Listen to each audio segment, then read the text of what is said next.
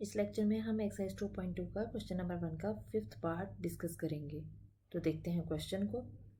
Question 1 को हमें first principle से सॉल्व करना है, यानी डेरिवेटिव फाइंड करना है with respect to their independent variables. जो भी वेरिएबल आपके क्वेश्चन में आ रहा होगा वो आपके पास इंडिपेंडेंट वेरिएबल होगा। देखते हैं इसका 5th पार्ट। 5th पार्ट में हमारे पास 1/az-b होल पावर 7 है। तो यहाँ पे हमारे पास z इसका इंडिपेंडेंट वेरिएबल है, यानी हमें इसको डेरिवेटिव लेना होगा विद रिस्पेक्ट टू z। देखते हैं इसका सोल्यूशन। सोल्यूशन में सबसे पहले हमने गिवन वैल्यू को y के इक्वल लेट कर लिया। अब यहाँ पे देखिए, क्योंकि ये az-b होल की पावर 7 ये डिनोमिनेटर में आ रहा है, जब हम इसको ऊपर लेके जाएंगे तो इसकी पावर -7 हो जाएगी। तो ये हमारे पास -7 पावर आ जाएगी और इसे हम इक्वेशन 1 का नाम दे देंगे। अब हम देखते हैं इसका स्टेप नंबर 1। क्योंकि हमें इसको फर्स्ट प्रिंसिपल से सॉल्व करना है तो 4 स्टेप्स को हमें फॉलो करना होगा। तो स्टेप 1 में हम इंक्रीमेंट लगाएंगे इक्वेशन 1 में दोनों साइड पे, यानी y की जगह लिखेंगे y प्लस डेल्टा वाई और z की जगह लिखेंगे z प्लस डेल्टा z।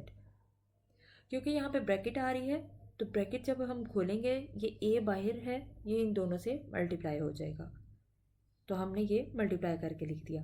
अब यहाँ पे देखें डेल्टा z वाली टर्म एक ही है और सिंपल टर्म्स 2 हैं, तो हम इनको सिंपल टर्म्स को कंबाइन कर लेंगे और ये प्लस y हमारे पास उधर जाके -y हो जाएगा। तो हमने सिंपल टर्म्स को कंबाइन कर लिया और डेल्टा z वाली टर्म को अलग से लिख लिया और -y हमारे पास उसी तरह से आ गया। अब इसको हम इक्वेशन 2 का नाम दे देंगे। अब हम देखते हैं इसका स्टेप नंबर 2। स्टेप 2 में हम y की वैल्यू इक्वेशन 1 से लेंगे और इक्वेशन 2 में y की जगह पुट कर देंगे। तो यहाँ पे हमने इसकी वैल्यू पुट कर दी। यहाँ पे देखें, यहाँ पे हमारे पास az-b होल की पावर -7 है, यहाँ भी az-b आ रहा है, ऊपर पावर भी -7 है। हम इसको सॉल्व करना पहले सीख चुके हैं। अदरवाइज आप देख सकते हैं कि यहाँ पे az-b होल पावर -7 है, हम ये कॉमन ले सकते हैं। जब हमने कॉमन लिया तो यहाँ से ये सारा बाहर चला गया, इसकी जगह बचा 1। इसके लिए ये इसके साथ नहीं था तो इसकी ये डिवाइड में आ जाएगा az-b और ऊपर -7 पावर आ रही है वो उसी तरह से आ जाएगी।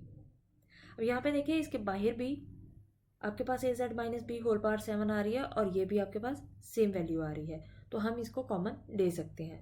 हमने ये पावर ये पूरी टर्म कॉमन ले ली यहाँ से, क्योंकि ये 2 टर्म है, एक ये है और एक आपके पास ये है, तो इसमें से ये आपके पास बाहर चला गया, बाकी ये ब्रैकेट बची वो आपने यहाँ पे लिख दी और यहाँ से ये पूरा बाहर चला गया तो आपके पास कुछ नहीं बचा। जब कुछ ना बचे तो फिर 1 लिख देते हैं, तो यहाँ पे हमने -1 लिख दिया। अब क्योंकि यहाँ पे पावर नेगेटिव आ रही है -7, और जब भी नेगेटिव पावर हो या फ्रैक्शनल पावर हो तो हम बाइनोमियल सीरीज की हेल्प लेते हैं। हम इसको एक्सपेंड करेंगे बाइनोमियल सीरीज से। तो हमने इसको बाइनोमियल सीरीज से एक्सपेंड कर दिया। कैसे एक्सपेंड करेंगे आप, az-b होल की पावर -7 थी बाहर, वो उसी तरह से आ गई, इस पे हमने बाइनोमियल सीरीज लगा दी। यहाँ पे देखिए 1 आता है तो 1 उसी तरह से, n इंटू एक्स, n आपके पास कितना है -7 आ गया, x कितना है, x आपके पास a delta z over az-b आ रहा है, तो वो आपने लिख दिया।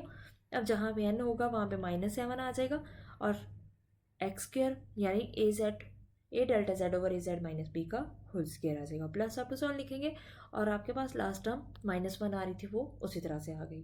अब यहाँ पे देखें फर्स्ट में ये +1 है, ये आपके पास -1 है, तो ये दोनों कैंसिल हो जाएंगे और बची टर्म्स आपने उसी तरह से लिख ली।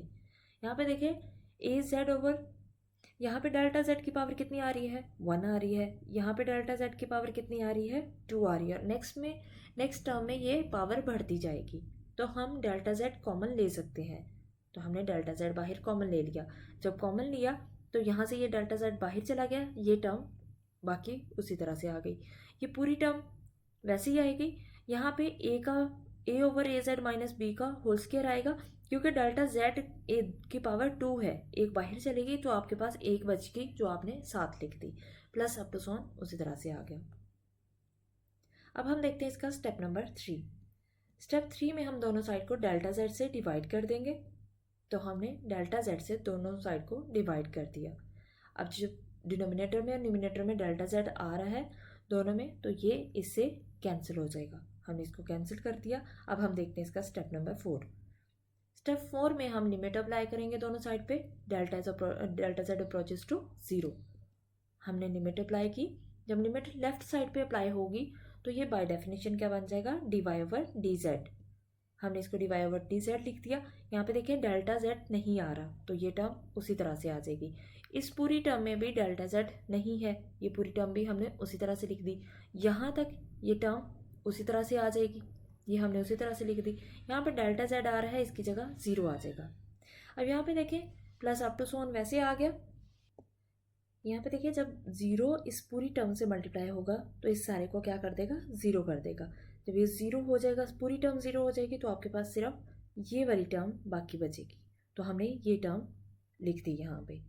यहाँ पे देखिए आपके पास ये पावर -7 आ रही है और az-b की पावर है ये, और डिवाइड में भी आपके पास az-b आ रहा है। तो इसका मतलब क्या हुआ, ये पावर 1 है यहाँ पे az-b की, और यहाँ पे पावर -7 है। जब ये -7 डिवाइड में आएगा, नीचे आएगा, तो ये +7 हो जाएगा। जब भी ऊपर से कोई वैल्यू नीचे आती है उसका साइन चेंज हो जाता है। तो ये आपके पास +7 आ जाएगा, और 1 + 7 कितना हो जाएगा, 8 हो जाएगी पावर। तो ये आपके पास इसका आंसर आ जाएगा।